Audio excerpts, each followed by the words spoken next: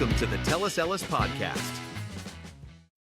Okay, I'm recording this on Sunday morning. We are less than an hour away from the College Football Playoff Committee releasing the rankings and the bracket for the playoff. And I'm going to get this recorded quick. This is going to be a quick video, but I wanted to get something out this morning to give you my picks, who I think should be in and how everyone should be seated. And I put a lot of thought into this. I'm taking the committee's last week of data and I'm applying it to this week. So in other words, I didn't agree with last week's information. I didn't agree with how they set things up, but I'm going with it and I'm applying it to this week and the games that happened this week. And I'm coming out with what I think should be the playoff bracket. So I want to share that information with you and, we'll see. I think I'm going to have, some issues with how the committee made their decisions, but I'm going to put my stuff up here. I'm going to go with it. And then I'm not going to talk about it again until I've got Murph on later in the week and we'll go through it and make our decisions on what we think. So without further ado, let me get the bracket up here. And I'm going to start with the number one team in my mind, who should get the number one spot. And it is no doubt IU should get the number one seed. Unbelievable season for IU. Congratulations. I know a lot of IU alumni and even players. And what a night. Great night for IU football. Great night for IU. They deserve that number one seed.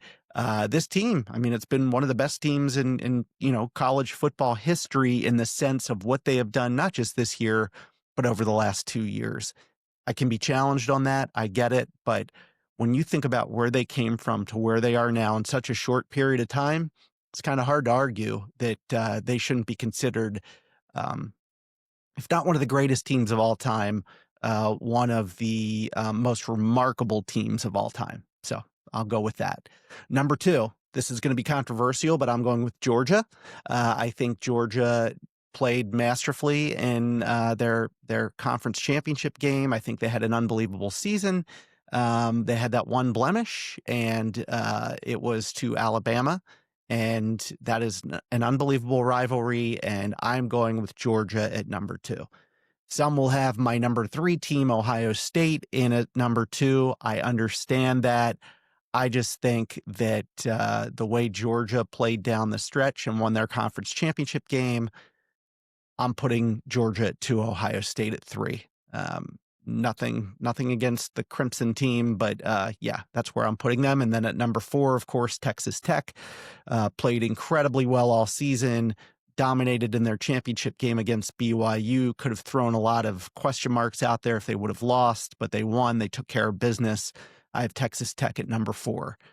Number five, so this is, it's not controversial. This is where it should be. Number five is Oregon. Oregon, although they had that one loss to IU and probably still could have got into the top five or top four. I have them as the first team in that first round of playoffs, coming in at the number five seed. At number six, I have Ole Miss, and that shouldn't be a surprise. Ole Miss, or Oregon and Ole Miss were ranked that way last week. They didn't have a game, so 5 and 6 should not be a surprise. Number seven also shouldn't be a surprise. Texas A&M. Again, that's how it was last week. I see no reason to change that. Ole Miss, Oregon at 5, Ole Miss at 6, Texas A&M at 7. At number 8, Oklahoma. Same thing. No change. They didn't play. Why should we change anything? I have Oklahoma at number 8. Number 9, this is where it might start getting tricky to some people, and people might say, well, but is that the right thing to do? Well, I'm putting Notre Dame at number 9. Again, I see no reason to change anything. Notre Dame had those 2 losses at the beginning of the year, including a week 0 loss to Miami, but I have Notre Dame getting in at number 9. Number 10, again, drum rolls.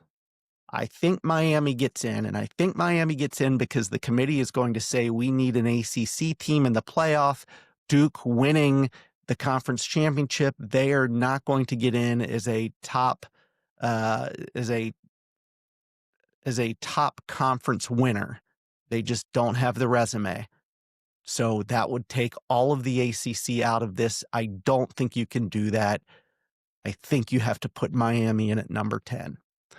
Number 11, Tulane. They won their conference championship. They're the fourth best conference champion. They go in at number 11. And then number 12, JMU. They are the fifth best conference champion. They deserve to be in the playoff as the fifth best conference champion based on how this playoff is set up. So the glaring admission is Alabama. I think when you had Alabama ahead of Notre Dame as an 8 seed, that loss to me, coupled with their other losses, including a loss to Florida State to start the season in week 0, you have to look at that full resume. 3 losses should not get you in, even if one of those losses was a week 0 loss and another loss was a conference championship loss to Georgia. I'm sorry. I just don't think you get them in. I think they fall from the 8th spot in the rankings to the 11th spot in the rankings. I could see an argument being that they should still be in and maybe they take the number 10 spot. Maybe you could even say they should be the number 9 seed. And then you have a question over who is 10, Notre Dame and Miami. And since Miami beat Notre Dame, maybe you put Miami in over Notre Dame. I don't see it that way. I think you have to have Notre Dame in at number 9. I don't think you remove them or back them up in the rankings because they didn't play. And Miami, again, I'm thinking the committee is going to want Miami in there. They could be a very solid football team in the playoff. And Alabama with 3 losses, I just don't see it happening. Just can't see it happening. This is my pick for the playoff. We will see if the committee agrees with me or not. I feel pretty strongly about all of this. I could mess around with some of the seedings of an Ole Miss versus a Texas A&M. I had an issue with that the previous week where I could have seen Texas A&M as a 6 and Ole Miss as a 7. But again, going with what the committee had last week, this is how I see it. To me, the only question really is, should Ohio State be 2 and Georgia 3? But this is what I'm going with. So that's it. I'm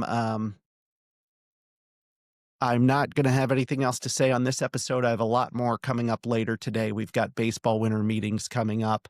We have also wrestling. I want to talk about my experience at AEW Dynamite earlier in the week. There were a couple premium live event pay-per-view events this weekend, NXT, TNA, and then Ring of Honor. So I want to talk a little bit about that. I want to talk about Murph and I's picks for the week, NFL picks for the week. So I might come back and do that quickly. And then I want to talk about this Warner Brothers Netflix situation. Next, Netflix is purchasing Warner Brothers. What does that impact as far as entertainment? What does that impact as far as wrestling?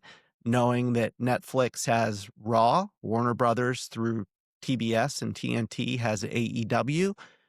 Is there an impact there? What's going to happen? So there's a lot going on, a lot to talk about. Of course, we've got a full slate of football today. So bear with me as I try to get all of this in. In fact, I might put Murph and I's picks on the website instead of doing a podcast on it, but a lot more to come. Thank you, and I hope you have a great day of football and hope the committee gets it right. Thanks.